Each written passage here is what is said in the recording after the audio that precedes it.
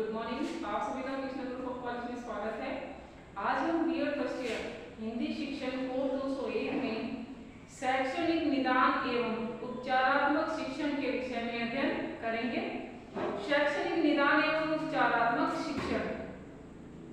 मनोवैज्ञानिक दृष्टि से कोई दो बच्चे समान नहीं होते, इसलिए आज बच्चों के व्यक्तिगत भेदों का पता लगाने, इन भेदों के आधार पर उनका वर्गीकरण करने और वर्ग विशेष के बच्चों के लिए विशेष शिक्षण विधियों का प्रयोग करने पर बल दिया जाता है।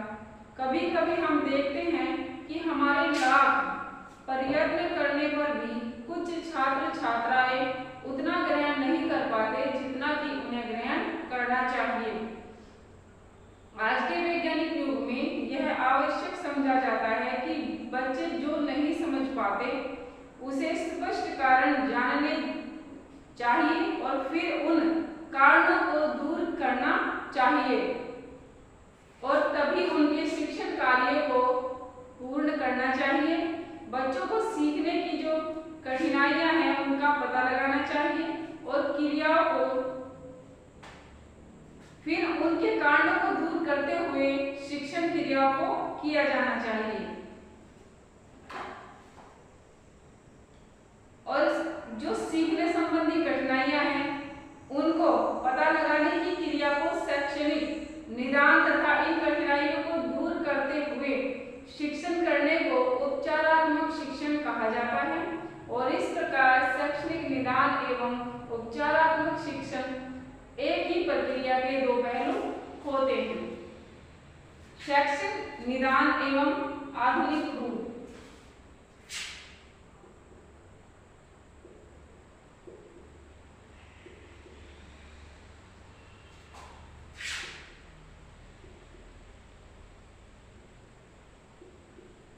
शैक्षिक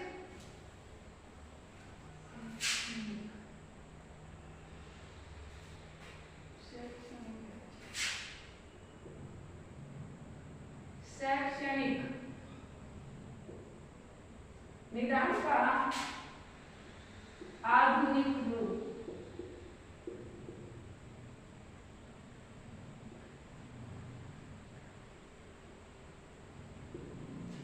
ठीक है, यूं तो बच्चों की कठिनाइयों का निदान प्राचीन काल में भी किया जाता था। गुरुजन अपने शिष्यों की परीक्षा लेते थे और आज जहां बच्चे अशुद्ध करते थे वहां क्यों और कैसे पूछकर अशुद्धि का कारण पता लगाते थे, फिर उस अशुद्धि को दूर भी करते थे। परंतु यह तरीका केवल निरीक्षण और प्रश्नोत्तर तक ही सीमित था। आज बच्चों की अशुद्धियों के कारण पता लगाने इसके लिए वैज्ञानिक विधियों का प्रयोग किया जाता है।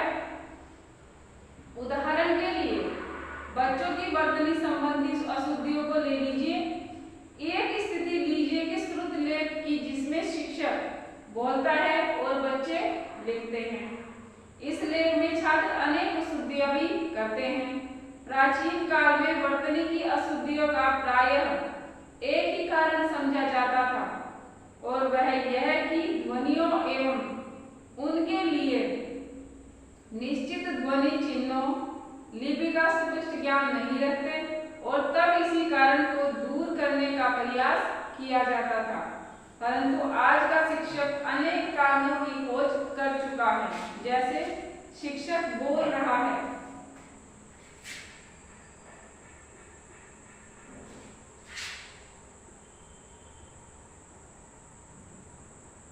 शिक्षक बोल रहा है,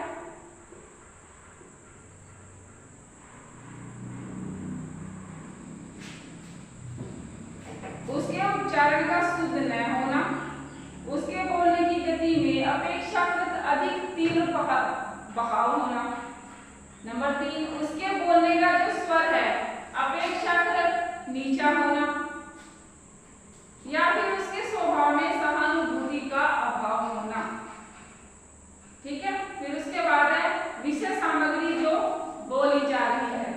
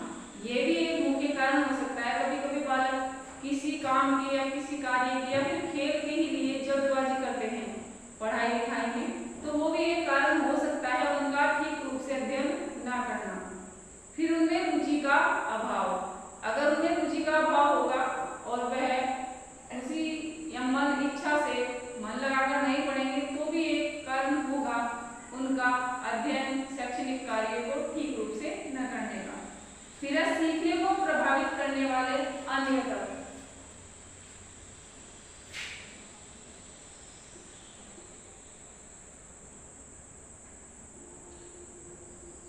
सीखने को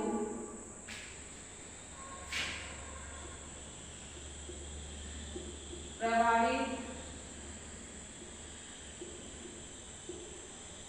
करने वाले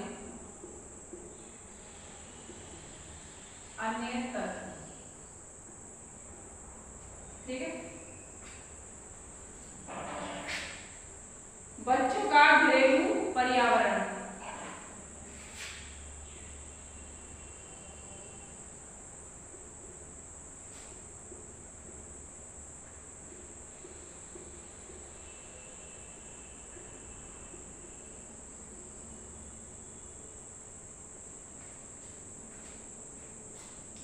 परिवार की सामाजिक एवं आर्थिक स्थिति तथा शैक्षिक स्तर, माता पिता एवं परिवार के अन्य सदस्यों का बच्चों के प्रति व्यवहार, घर में पढ़ने लिखने के लिए स्थान या फिर वायु प्रकाश की व्यवस्था आदि, यह भी कुछ ऐसे मुख्य तत्व हैं जो शैक्षणिक कार्य में रुचि या बाधा दोनों के लिए उत्तरदायी होते हैं।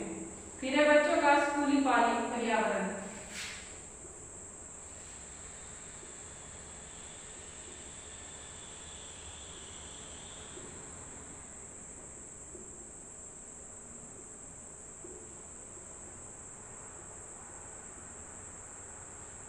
बच्चों का स्कूली पर्यावरण।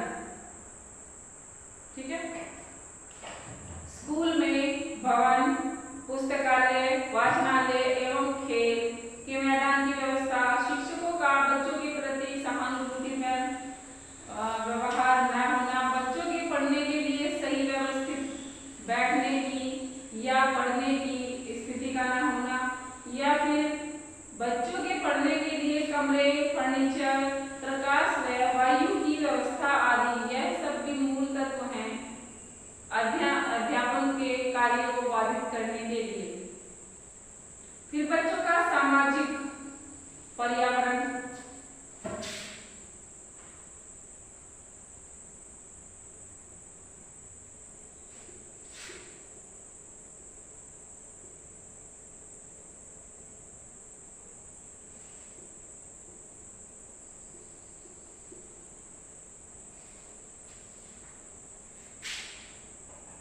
समाज की सभ्यता, संस्कृति एवं आचरण की विद्या, उसकी भाषा, वर्तमान की स्थिति एवं उसकी आकांक्षाएं आदि भी इसमें सम्मिलित होती हैं। फिर देश का राजनीतिक पर्यावरण।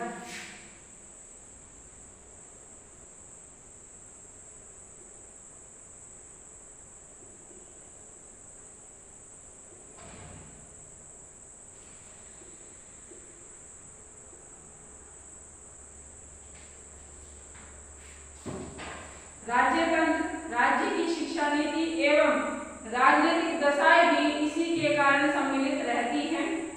फिर है शिक्षा की उपयोगिता।